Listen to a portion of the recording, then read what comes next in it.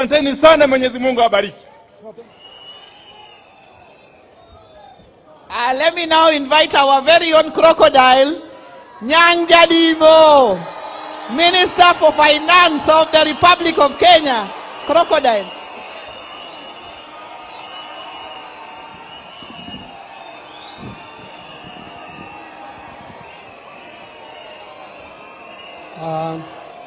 Thank you, Governor. To the family of our brother Charles Ongondowere, the late, Baba, the Prime Minister of the Republic of Kenya, Speaker of the National Assembly, other leaders present, Joyu Akwete na Okwe Uru Kendo.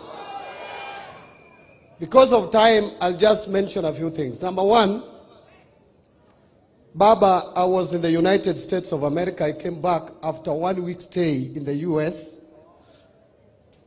I came back on Sunday, the 28th, and I was very busy with budget estimates and the finance bill. I had just lost my nephew, who was my age mate, and with whom we grew up together. And since he died, I had not gone home.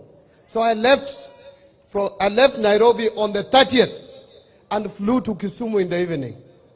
As I was negotiating the corner at Ahero, I got that news. When I was first told by one of my people that there is this rumor going round that we have lost the MP, actually the first statement was, we've had the MP for Kasipul shot. The first instinct was to call him. I called his number, the line rang, but he did not pick. And immediately I sensed something was wrong.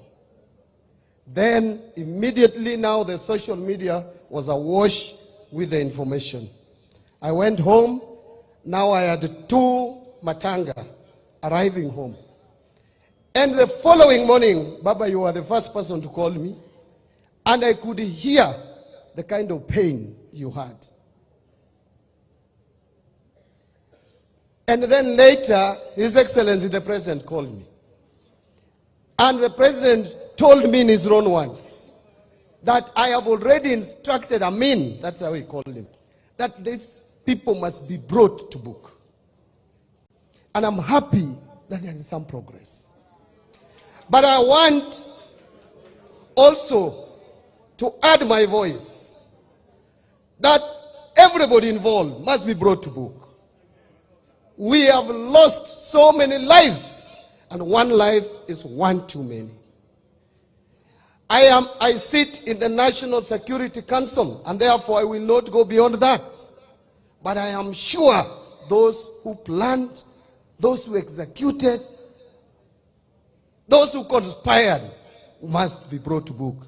I just want to bring the condolences also of the President.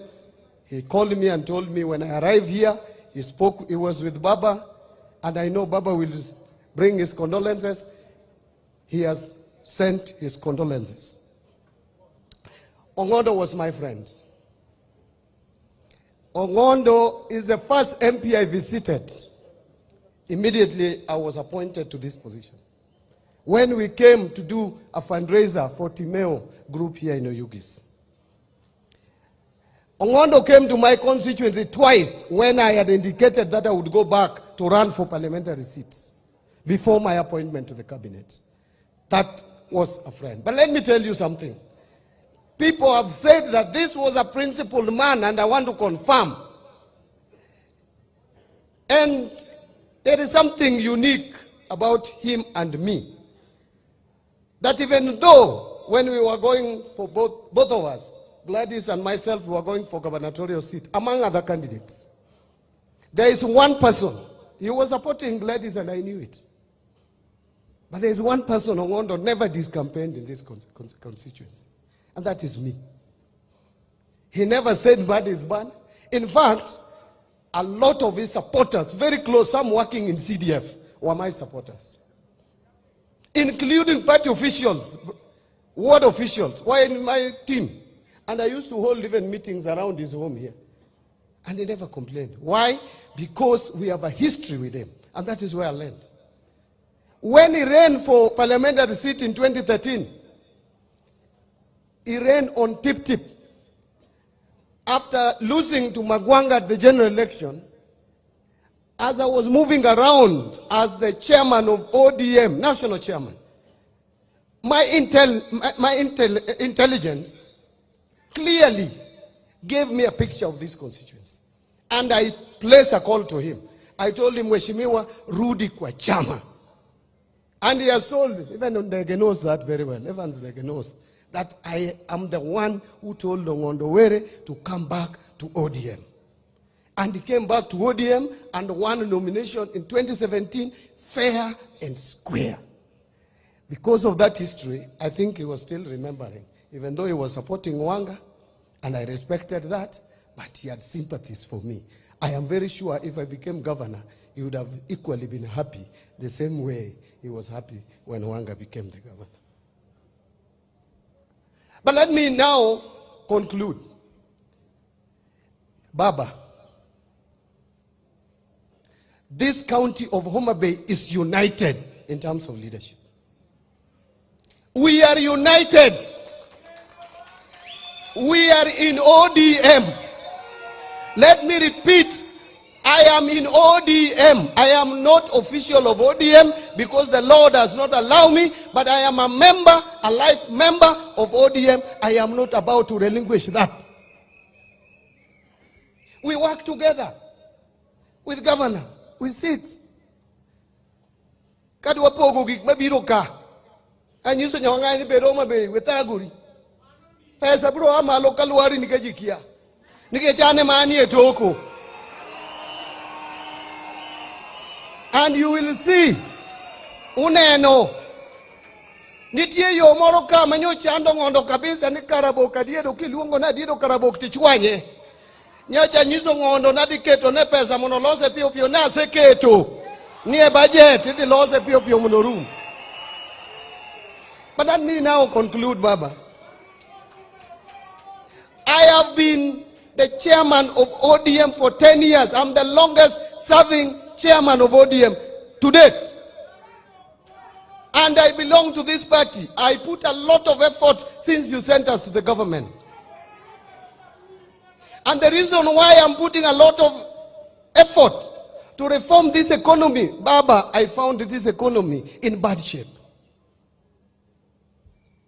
Si mchezo, ilikuwa mbaya. It was bad. But the reason why I'm putting my effort, apart from being patriotic, I wanted to demonstrate to the whole world that if Raila Odinga became the president, these are the people he would have gone with to the government, and this is what they would have done. And therefore my concluding remarks is that if I am there, I expect total 100 support from the party. Starting with the Secretary General. My brother Sifuna, please, I am a member of your party. I don't belong to any other party. I belong to ODM. If I fail, there is no way 2027 you are talking about. You will convince anyone that ODM can run a government. May God bless.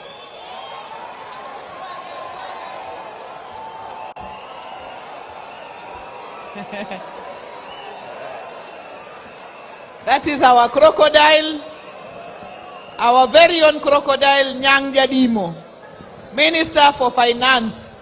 Now allow me to invite my colleague, my neighbor, Chialuyoke, Ochilo Wenayako, Pindra, Siebongondo, Biwachiki Moro.